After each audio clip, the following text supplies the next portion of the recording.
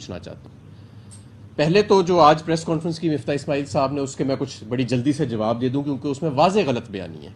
اور لوگ اس وقت یہ توقع کر رہے تھے کہ وزیر خزانہ ایک سمت دیں گے معیشت کو، بتائیں گے کہ یہ جو جب سے یہ آئے ہیں فارن ایکسچینج ریزروز جو گر رہے ہیں، ان کو بڑھانے کا کیا ان کے پاس حکمت عملی ہے. یہ بتائیں گے کہ جو گروتھ مومنٹم 5.5% پاکستان تحریک انصاف چھوڑ کے گئی ہے اس کو آگے کیسے بڑھانا ہے. یہ بتائیں گے کہ جو ایکسپورٹ ہم $32 ارب پہ چھوڑے ہیں اس مومنٹم کو آگے کیسے بڑھانا ہے، اور کیسے اس معیشت کو جو ہے جو آپ کی اس بے ہنگم دور کے اندر جو آپ سے سنبھالی نہیں جا رہی تو اس کو کیسے سنبھالا دیں گے آپ. لیکن اس کے بجائے ہمیں عجیب سی آج ایک سیاسی قسم کی پریس کانفرنس ملی وزیر خزانہ سے. سب سے پہلے تو میں آپ کو یہ بتانا چاہتا ہوں لوگوں کو کہ مہنگائی کی شرح جو ہے اس میں 10% اضافہ ہوا ہے، جس کا مطلب ہے 1.6 پرسنٹیج پوائنٹ 13.4% پہ مہنگائی کی شرح جو ہے وہ جا چکی ہے. یاد رہے کہ یہ وہ حکومت ہے جو مہنگائی مارچ کر رہی تھی آج سے 2 ماہ پہلے، اور ان کے پہلے 1 ماہ کے اندر مہنگائی کی شرح میں 10% اضافہ ہوا. وزیر خزانہ کو یہ نہیں پتا کہ آٹا کس بھاؤ بک رہا ہے. انہوں نے کل غلط آٹے کی قیمت بتائی لوگوں کو. میں انہیں بتانا چاہتا ہوں کہ 70 سے 80 روپے کلو اس وقت آٹا جو ہے وہ مارکیٹ میں مل رہا ہے، اور یہ بلند ترین سطح ہے پاکستان کی تاریخ میں. اور وزیر اعظم صاحب کہتے ہیں کہ وہ سبز بیگ کے اندر 40 روپے کلو کا مل رہا ہے. بھائی سبز بیگ کی اسکیم تو ہم نے اناؤنس کی تھی، یہ پاکستان تحریک انصاف کی اسکیم ہے. پھر امپورٹڈ حکومت نے کہا کہ نہیں وہ یوٹیلیٹی سٹورز جو ہیں وہاں پہ گھی اتنے کا مل رہا ہے. وہ جتنی قیمتیں یہ بتا رہے ہیں جو یوٹیلیٹی سٹورز میں گھی کی قیمتیں تھیں، جو چینی کی قیمتیں ہیں، جو دالوں کی، یہ پاکستان تحریک انصاف نے مقرر کی تھیں اپنے وقت پہ. اور یہ بھی یاد رہے کہ پچھلے دور حکومت میں 2013 سے 18 میں تو آپ یوٹیلیٹی سٹورز بند کرنے کا سوچ رہے تھے. اس کی رونقیں ہم نے آ کے بحال کی. میں اس وقت وزیر تھا صنعت کا اور میرے نیچے یوٹیلیٹی سٹورز تھی. 10 گنا سیل انکریز ہوئی، ہم آپریٹنگ پروفٹ کے اندر آئے. تو یہ ہمارے ہی کھاتے میں سے ہمیں چیزیں نہ گنوائیں. اب بہت ضروری چیز جو میں آپ کو بتانا چاہتا ہوں، جس کے اوپر پوری ایک ہیجانی اور ایک کنفیوژن سی پھیلی ہوئی ہے پورے ملک میں، وہ ہے پیٹرول اور ڈیزل کی قیمتیں. آج پھر وزیر خزانہ نے اس پہ ابہام پیدا کر دیا کہ نہیں جی اتنے کی ارب کی سبسڈی ہے. بھائی آپ قوم کو ایک مرتبہ بتائیں کہ آپ نے قیمت بڑھانی ہے یا نہیں بڑھانی. جب آپ یہ ابہام پیدا کرتے ہیں تو ڈیزل کی ہورڈنگ شروع ہو جاتی ہے کسان کے لیے. 32 دن کا میں سٹاک چھوڑ کے گیا تھا ڈیزل کا، 32 دن کا، جو پاکستان کی شاید پچھلے 10 سال کی تاریخ میں اتنا کبھی نہیں تھا. اس کے باوجود کسان کو ڈیزل ملنے میں دقت آ رہی ہے کیونکہ آپ قیمت کا ابہام ختم نہیں کر رہے. آپ نے قیمت بڑھانی ہے تو بڑھائیں، نہیں بڑھانی تو نہ بڑھائیں. لوگوں کو اس ابہام کی وجہ سے سفر نہیں کرنا چاہیے. اور پھر دوسرا یہ فرماتے ہیں کہ جی کوئی جو ہماری حکومتی تحریک انصاف کی، شاید وہ IMF کو کوئی 150-250 روپے کا تیل بتا گے کہ ہوئے گا. بالکل ایسی کوئی بات نہیں ہے. آج بھی میری شوکت ترین صاحب سے بات ہوئی ہے، انہوں نے واضح مجھے بتایا کہ کسی قسم کا کوئی قیمت کا تعین ان کو نہیں دیا گیا. ہاں جو چیز IMF کو بتائی گئی تھی وہ یہ کہ جو وزیر اعظم عمران خان نے وعدہ کیا تھا قوم سے کہ میں جون کے اینڈ تک قیمت نہیں بڑھاؤں گا پیٹرول اور ڈیزل کی، تو اس کی اکاؤنٹنگ کیسے ہوئے گی، وہ پیسے ہم کہاں سے اس کا تعین کریں گے. وہ مکمل طور پہ جو 200 ارب کے قریب کی رقم بنتی تھی اور 200 ارب کی اس پہ بنتی تھی، 99 ارب کی بنتی تھی بجلی کے اوپر، اس کا مکمل ہم اکاؤنٹنگ IMF کو دے کے گئے تھے. تو یہ ہمارے اس IMF کے اب آپ پیچھے نہ چھپیں اگر آپ جو ہے اپنی ناکامی کو چھپانے کے لیے. میں ایک اور آج بات قوم کو بہت ضروری بتانا چاہتا ہوں اور یہ ہماری خود مختاری سے تعلق رکھتی ہے. روس کے ساتھ جب میں توانائی کا وزیر تھا تو میں نے باضابطہ طور پہ مذاکرات شروع کر دیے تھے سستا تیل لینے کے لیے.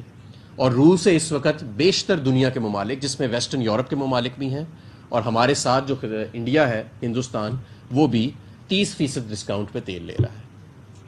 تو اگر یہ تیل پاکستان خرید لے روس سے جو مل رہا ہے، اور باقاعدہ اس پہ میری کمیونیکیشن جو ہے میں نے شروع کی تھی رشیا کے انرجی منسٹر کے ساتھ، ہمارے جو ماسکو میں سفیر ہیں وہ رابطے میں تھے، PSO کی طرف سے ایک ٹرانزیکشن سٹرکچر جو تھا وہ مکمل کر لیا گیا تھا تقریباً، اور ہم حتمی اس کو ایک شکل دے رہے تھے. اگر یہ 30% سستا تیل لے آئیں تو نہ آپ کو سبسڈی دینی پڑے گی بلکہ تیل کی قیمت مزید کم کرنے میں بھی آپ کو مدد ملے گی. لیکن مجھے معلوم ہے کہ آپ ایسا کرنے کا نہیں سوچیں گے کیونکہ آپ کی کانپیں ٹانگتی ہیں اس ماحول کے اندر. کیسے آپ کریں گے؟ یہ تو خود مختار جن ممالک کی فارن پالیسی ہوتی ہے، وہ سستی گیس، سستی LNG، آپ نے تو دنیا کی سب سے مہنگی LNG ابھی خریدی ہے، 4 سودے جو پاکستان کی تاریخ کے ہائیسٹ کی ہیں، جس پہ میں ابھی آتا ہوں. اب میں آتا ہوں جی لوڈ شیڈنگ پہ. یہ ایک عجیب و غریب سی حکومت ہے کہ خود ہی کرائسس پیدا کر کے جب عید کی وجہ سے لوڈ کم ہوتا ہے اور وہ کرائسس تھوڑا بہتر ہوتا ہے تو یہ ڈھول بجانا شروع کر دیتے ہیں. بھائی اپنی نالائکی ہے, اس کو اگر خود سمیٹ رہے ہو تو اس میں ڈھول بجانے کی کیا بات ہے. آج وزیر خزانہ نے کہا کہ 2000 میگا واٹ ٹیکنیکل آؤٹیج پہ ہے, یہ بات درست ہے. 40,000 میگا واٹ کی جہاں کیپیسٹی انسٹالڈ ہو, سال کا کوئی بھی دن آپ اٹھا لیں تو 2 سے 2,500 میگا واٹ ٹیکنیکل آؤٹیج پہ ہوگا, کیونکہ ہر پلانٹ کو 1 سے 2 ماہ کی سال میں مینٹیننس کے لیے جانا پڑتا ہے. اور یہ جو 2000 میگا واٹ آؤٹیج پہ ہے, میرے پاس تمام ڈیٹا موجود ہے پاور ڈویژن کا اپڈیٹڈ, یہ نجی سیکٹر میں ہے, یعنی پرائیویٹ سیکٹر میں یہ ہے. اس میں 3 پلانٹ جو ہیں, اینگرو تھر, لکی کول اور پورٹ قاسم پاور پلانٹ جو ہے وہ نجی سیکٹر کے اندر ہے. 5,000 میگا واٹ انہوں نے کہا کہ جی ایندھن موجود نہیں تھا. میں ان کی اطلاع کے لیے بتانا چاہتا ہوں کہ قوم کو پوری حقیقت بتائیں کہ 2 LNG کے سودے جو مسلم لیگ نون کر کے گئی تھی اپنے دور میں, وہ ڈیفالٹ کر گئے ہیں. پھر بھی ایندھن موجود تھا, مقامی گیس ضرورت سے زیادہ آپ کے پاس جو ان 2 LNG کو کور کر سکتی تھی موجود تھی. آپ نے 3 ہفتے پرائیویٹ سیکٹر میں, نجی سیکٹر میں گیس کے کیپٹیو پاور پلانٹس کو چلایا جن کی 30 سے 35% ایفیشنسی ہے, اور حکومت کے 60% ایفیشنسی کے LNG کے پلانٹ جو نہ بھی چلیں تو انہیں پیسے دینے پڑتے ہیں, انہیں آپ نے کھڑا رکھا. اس لیے آپ نے رمضان میں لوگوں کو ایک اذیت ناک لوڈ شیڈنگ سے گزارا. اور میں آپ کو دعوے سے کہتا ہوں اس طرح کی لوڈ شیڈنگ پاکستان تحریک انصاف کے دور میں کبھی نہیں ہوئی تھی. اگر آپ بر وقت سسٹم گیس کو ڈائیورٹ کر دیتے تو لوگوں کو رمضان میں اس اذیت سے نہ گزرنا پڑتا. تو یہ بھی ایک بہت بڑی ناکامی تھی. پھر اب آپ یہ دیکھیں کہ جو پاکستان یہ نون لیگ ہے, پاکستان مسلم لیگ, اس وقت ملک میں بجلی مہنگی کیوں ہے؟ یہ کہتے تھے ہم 12 روپے کی بجلی کریں گے, اب کیوں نہیں کر رہے؟ اس کی مہنگی بجلی اس لیے ہے کہ یہ جو امپورٹڈ ایندھن پہ انہوں نے پاور پلانٹ لگائے, اس وقت لوگ انہیں کہتے تھے کہ ڈیم بنائیں. ہمارے دور میں الحمدللہ 6 ڈیمز پہ کام شروع ہوا. انہوں نے امپورٹڈ کوئلہ, امپورٹڈ LNG, سائی وال کوئلے کا جو پاور پلانٹ ہے وہ 30 روپے یونٹ کی بجلی بنا رہا ہے. $27 پہ انہوں نے پاکستان کی تاریخ کے سب سے مہنگے LNG کے جو سودے کیے ہیں, جس کے فوراً بعد سودے کرنے کے بعد مارکیٹ نیچے آ گئی, اس سے بھی 30 روپے کی یونٹ کی بجلی بنے گی. اور 2 مہینے کے بعد جو فیول کاسٹ ایڈجسٹمنٹ لگ کے آئے گی تو لوگوں پہ اس کا بوجھ پڑے گا. تو یہ بھی ایک بالکل بد انتظامی اور مکمل طور پہ ناکامی امپورٹڈ حکومت کی. اب فائنلی میں آپ کو بتانا چاہتا ہوں کہ معیشت کے اوپر دیکھیں, معیشت جس طرح کی آج وزیر خزانہ نے پریس کانفرنس کی ہے اور جس طرح کی غیر سنجیدگی کا انہوں نے ابھی تک مظاہرہ کیا ہے, اس طرح معیشت نہیں سنبھلے گی. ہمارے دور میں فارن ایکسچینج کے ریزروز بڑھ رہے تھے. جس دن آپ نے vote of no confidence table کیا, اس سے لے کے آج تک 25% پاکستان کے فارن ایکسچینج ریزروز نیچے جا چکے ہیں. اس کو بڑھانے کے لیے مارکیٹس آپ کی طرف دیکھ رہی ہیں کہ آپ کے پاس کیا منصوبہ ہے. آپ نے کہا ہم سعودی عرب سے $8 ارب کے پیسے لا رہے ہیں, آپ نے اپنے ہاتھ کے جو رپورٹر ہیں ان سے وہ خبر لگوائی, اور اس کے بعد آج خبر آپ یہ دے رہے ہیں کہ جو پچھلے $3 ارب سعودی عربیہ نے ہمارے پاس رکھوائے ہوئے ہیں وہ بھی وہ واپس مانگ رہے ہیں, اور آپ ان سے ریکویسٹ کر رہے ہیں کہ وہ نہ واپس لیں. یعنی $8 ارب لینے گئے تھے اور $3 ارب دینے پڑ گئے.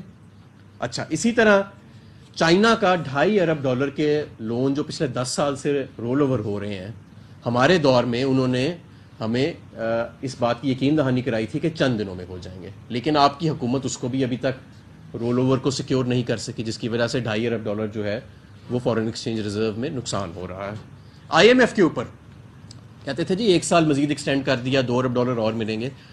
بھائی ابھی تک کوئی سٹیٹمنٹ نہیں آئی IMF کی طرف سے, ابھی تک آپ کی طرف سے بھی کوئی مارکیٹ کو سرٹینٹی نہیں جا رہی کہ IMF کے ساتھ معاملات طے پائے ہیں یا نہیں پائے ہیں. اس طرح اگر بے ہنگم اور بے سمت آپ معیشت چلاتے رہیں گے, اور جب آپ پریس کانفرنس کرنے آتے ہیں تو آپ یہ ایک وہ جو گورکھ دھندا آپ اپوزیشن میں لے کے چلتے رہے ہیں, نمبروں کو گھمانے کا, اوپر نیچے کرنے کا, جو نون لیگ جس کے لیے مشہور ہے, وہ تو میں ایک پریس کانفرنس دے کے سارا ختم کر سکتا ہوں. آپ معیشت کو سنبھالیں. فارن ایکسچینج کے ریزرو نیچے جا رہے ہیں آپ کے, آپ جو ہیں اپنے خود ساختہ آپ نے ڈیزل کا بحران کھڑا کر دیا, لوڈ شیڈنگ کا بحران کھڑا کر دیا. مہنگائی جو ہے وہ 1%, جو پاکستان بیورو آف اسٹیٹسٹکس کی آپ ویب سائٹ پہ جائیں تو اپریل کے آخری ہفتے میں ان کی جو سینسٹیو پرائس انڈیکس ایک آتی ہے, 28 اپریل کو 50% جو فوڈ باسکٹ میں آئٹمز ہیں 50% ان میں اضافہ ہوا ہے ان کی قیمت میں. تو کہاں ہے آپ کی ایڈمنسٹریشن؟ آپ تو مہنگائی مارچ کرتے تھے. یہ معاملات ایسے نہیں چلیں گے. 1 مہینے کے اندر معیشت بے ہنگم ہو گئی, نالائکی کی وجہ سے لوڈ شیڈنگ آ گئی, ابہام پیدا کرنے کی وجہ سے قیمتوں کے اوپر ڈیزل کی کسان کو شارٹیج آ گئی, مہنگائی میں اضافہ, اور مہنگے ترین 4 LNG کے سودے جو ہیں وہ خرید لیے گئے. اور ہمارے جو وزیر خزانہ ہے وہ ایک غیر سنجیدہ سیاسی قسم کی پریس کانفرنس کر رہے ہیں, جبکہ ملک جو ہے وہ آپ کی اس نالائکی اور مکمل طور پہ جو بد انتظامی ہے اس کی وجہ سے سفر کر رہا ہے. ایسے معاملات نہیں چلیں گے. اور میں آخر میں آپ کو یہ کہنا چاہتا ہوں ابھی بھی وقت ہے, کیونکہ آپ کی حکومت تو ایک مصنوعی حکومت ہے, نیچے عوام کی اسے حمایت ہے کوئی نہیں, عوام پہ آپ مسلط ہوئے ہیں, امپورٹڈ رجیم آپ بنے ہوئے ہیں. اگر آپ سے معاملات نہیں سنبھل رہے فوری طور پہ آپ الیکشن میں چلے جائیں. یہ قوم اب مزید الیکشن کا انتظار نہیں کر سکتی. یہ جو 80 جماعتوں کی 85, ہم سب سے بڑی اس وقت پاکستان تحریک انصاف پارلیمان کے اندر بھی, سب سے بڑی جماعت پاکستان کی اس وقت پاکستان تحریک انصاف ہے, اور سب سے بڑی جماعت وفاق کی علامت اس وقت پاکستان تحریک انصاف ہے. باقی تمام جماعتیں جو ہیں وہ پارلیمان میں بھی ہم سے نمبروں میں آدھی ہیں, اور ان کی پورے پاکستان میں اس طرح نمائندگی بھی نہیں, وہ چھوٹی چھوٹی ریجنل پارٹیز بن گئی ہیں.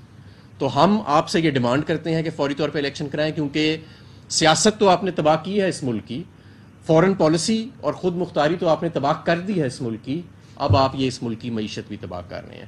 اور یہ جو ہم نے ایک تنکا کر کے ہم جو فورن ایکسچینج ریزرو 4 مارچ کو تو $22 ارب فورن ایکسچینج ریزروز تھے, وہ 1/4 ان کا حصہ ختم ہو چکا ہے. تو ایسے معاملات نہیں چلیں گے, یہ معاملات آپ چھوڑ دیں, یہ آپ سے نہیں ہو پائے گا. شکریہ.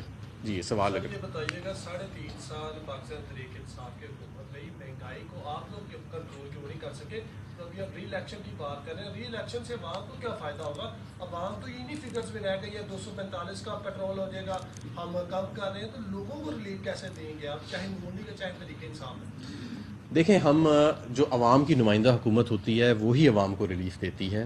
یہ لوگ تو سیاسی کشمکش میں لگے ہوئے ہیں, یہ فیصلہ سازی نہیں کر سکتے. ایک ووٹ کے اوپر ان کی حکومت کھڑی ہے, ایک ان کا ایلائی ٹوٹ جائے, ایک ان کا رکن ناراض ہو جائے, اگر ہم لوٹوں کو علیحدہ نکال لیں, کیونکہ لوٹوں کے اوپر تو آرٹیکل 63A کا میرا خیال ہے انشاءاللہ جلدی فیصلہ آئے گا, تو پھر یہ حکومت ختم ہو جائے گی. یہ کیسے فیصلہ سازی کر سکتے ہیں ان معاملات کو؟ اب دیکھیں نا, ہم جب ہمارے دور کے اندر ہم نے صحت انصاف کارڈ شروع کیا ہے, ساس راشن پروگرام شروع کیا, یوٹیلیٹی سٹور کی سیل کو 10 گنا ہم نے بڑھایا, ایک لنگر خانوں کا پناہ گاہوں کا ایک جال بچھایا. اگر عالمی مہنگائی تھی تو ہم دوسری 5 روپے یونٹ ہم نے بجلی سستی کی. جون کے اینڈ تک ہم نے وعدہ کیا کہ ہم ڈیزل اور پیٹرول کی قیمت نہیں بڑھائیں گے. یہ سب کچھ ہم مہنگائی کنٹرول کرنے کے لیے کر رہے تھے. یہ سب کچھ ختم کرنے کے پلان بنا رہے ہیں.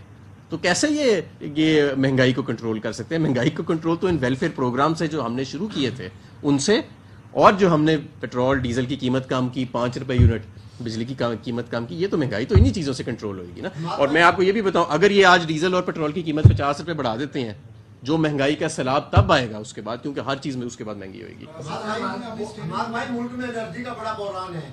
ہماری جو جماعتیں ہیں جو اب اقتدار میں آ گئی ہیں, سابقہ اپوزیشن جماعتیں, کیا انہیں احساس نہیں ہے اس چیز کا کہ عمران خان کے لیے تو یہ متحد ہو گئے ہیں ہٹانے کے لیے؟ اگر اس سے کم محنت سے کالا باغ ڈیم پہ کر لیتے اور متحد ہو جاتے تو وہ زیادہ بہتر تھا, یا یہ عمران خان کے خلاف اتحاد کرنا زیادہ بہتر ہے؟ دیکھیں, یہ فروری میں تو ایک دوسرے کے ساتھ بیٹھ بھی نہیں رہے تھے, اور پھر ایک دم ایسا کچھ ہوا کہ یہ سارے بیٹھ بھی گئے آپس میں, اور ہمارے 20 لوٹے بھی نمودار ہو گئے. اور آپ کی بات بالکل ٹھیک ہے, ہمارے دور میں آپ کو گارنٹی دیتا ہوں کہ یہ جو پچھلے 3 ہفتے میں لوڈ شیڈنگ ہوئی, اگر ہمارا دور ہوتا تو ایک لمحہ بھی انشاءاللہ تعالی لوڈ شیڈنگ نہیں ہونی تھی, اور ہم نے نہیں ہونے دی. ہم نے کر کے دکھایا. اس سے زیادہ گرمی پڑی, اس سے زیادہ LNG کے ڈیفالٹس ہوئے, ہم نے لوڈ شیڈنگ نہیں ہونے دی. پچھلے رمضان کو دیکھ لیں, میری ٹویٹس اس پہ موجود ہیں کہ ہم نے load shedding force load shedding نہیں ہونے دی. ریونیو بیسڈ لوڈ شیڈنگ جو ہائی لاس ایریاز میں وہ علیحدہ ہوتی ہے, اور وہ 2011 سے چل رہی ہے, لیکن اس کے علاوہ ہم نے فورس لوڈ شیڈنگ نہیں ہونے دی. جواد بھائی یہ بتائیے گا کہ حکومت اس وقت گرفتاریوں کی بات کر رہی ہے, لانگ مارچ کی آپ بھی تیاری کر رہے ہیں, تیار ہیں گرفتاریوں کے لیے بھی؟ اور کیا جو آپ کا لانگ مارچ ہے خونی لانگ مارچ ہوگا؟ کیونکہ شیخ رشید صاحب بھی کہہ چکے ہیں, اس پہ بھی ذرا وضاحت کریں. دیکھیں, لوگوں کے صبر کو نہیں آزمانا چاہیے. یہ معاملہ کسی بھی طرف جا سکتا ہے, اور جس طرح ان کی بد انتظامی جا رہی ہے, اگر انہوں نے گرفتاریاں کی تو یہ معاملہ کسی اور طرف چلا جائے گا. لوگ اس وقت اس حکومت کو قبول کرنے کو کسی طور پہ تیار نہیں. اور ہم مانگ کیا رہے ہیں, لوگ کیا مانگ رہے ہیں؟ ہم یہ تو نہیں کہہ رہے کہ آپ ہمیں اقتدار پہ مسلط کر دیں جس طرح یہ لوگ بیٹھے ہیں. ہم تو کہہ رہے ہیں آپ فری اینڈ فیئر الیکشن کرائیں. وہ جمہوری طریقہ بھی ہے, وہ آئینی طریقہ بھی ہے, اور اخلاقی طریقہ بھی ہے. ایک 85 ووٹوں والی جماعت کو 350 ووٹ کے پارلیمنٹ کے اندر آپ نے مسلط کر دیا ہے. یہ کہاں کی جمہوریت ہے؟ اور آپ دیکھیں, یہ جو لوگ اکٹھے کیے ہیں, یہ جو ہارس ٹریڈنگ کی ہے, جو پیسہ چلا ہے, یہ تو جمہوریت کو بہت نقصان پہنچے گا. مفتی اسماعیل کا ایک سٹیٹمنٹ آج یہ بھی تھی کہ سی پیک پروجیکٹ کو پاکستان تحریک انصاف کے حکومت سے اعتبار کیا ہے. یہ سنگین ایک الزام ہے, اور نیشنل لیول کا پروجیکٹ. سی پیک اتھارٹی ہم نے بنائی, جسے یہ ختم کرنے جا رہے ہیں, میں نے سنا. اور آپ یہ دیکھ لیں کہ جو $2.5 ارب کا جو ڈیٹ رول اوور ہے, وہ تو ان سے ابھی تک سیکیور ہو نہیں سکا چین سے.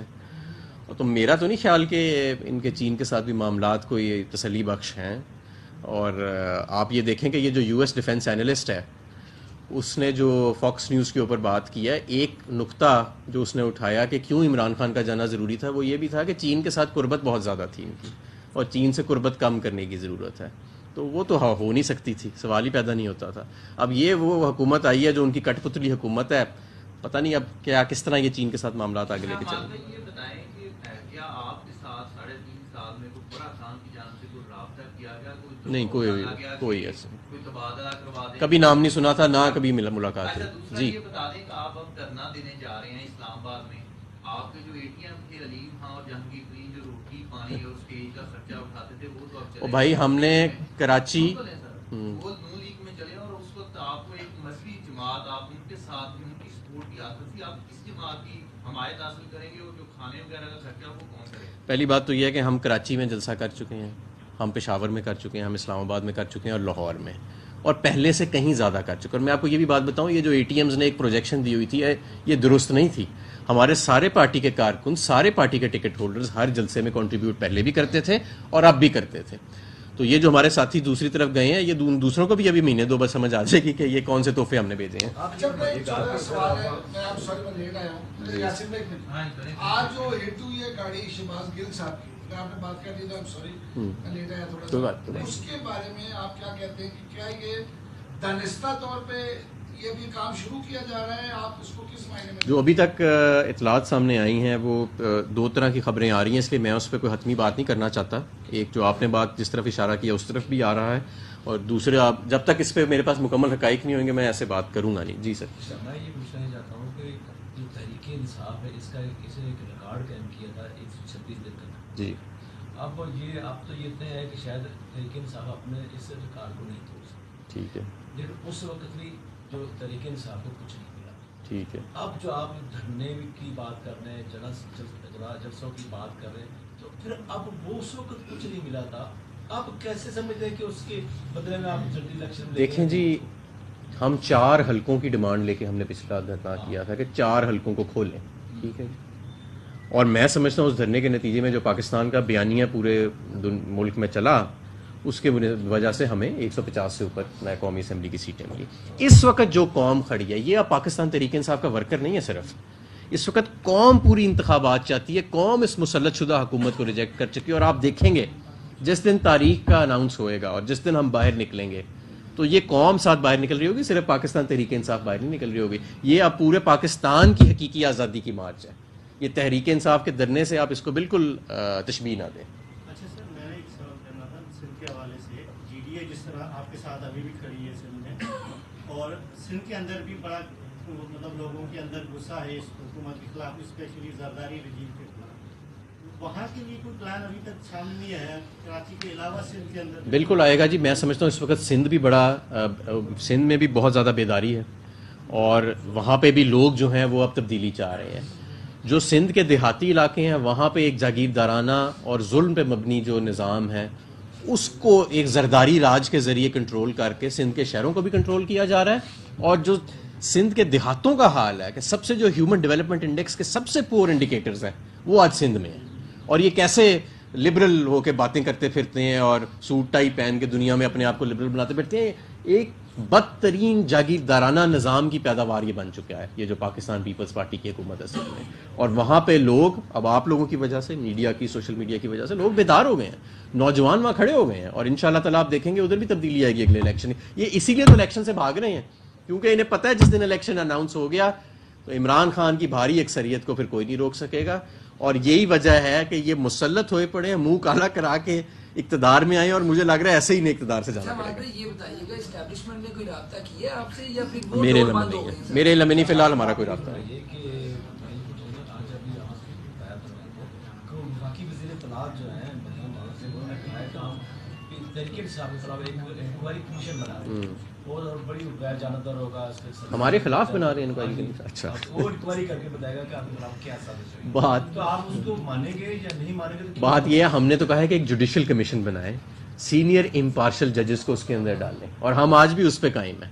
جب وہ جوڈیشل کمیشن بنے گا اور بہت ساری باتیں باہر نکلیں گی, اسی لیے ہم کہہ رہے ہیں کہ ذرا جوڈیشل کمیشن بنائیں نا, دیکھیں تو صحیح کہ یہ جو بیرونی سازش ہوئی ہے اس کا تانا بانا کدھر سے جا کے ملتا ہے اور کون لوگ ہیں. یہ جو لوٹے ہمارے ایک دم سے نکلا ہے, کیسے نکلا ہے ایک دم سے؟ یہ تو یہ بڑی چیزیں جو ہیں یہ واضح ہوئیں گی اس جوڈیشل کمیشن کے اندر. اس میں ہم سب جا کے اپنا بھی جو ہمارے پاس اطلاعات ہیں وہ بھی دیں گے. بہت شکریہ جی. اب چائے احساس والے کمرے میں. حماد اظہر نیوز کانفرنس کر رہے تھے, کہتے ہیں IMF کی طرف سے کوئی بیان نہیں آیا, زر مبادلہ کے ذخائر نیچے جا رہے ہیں, 1 مہینے میں معیشت بے ہنگم ہو گئی ہے, ہم آپ سے فوری الیکشن کا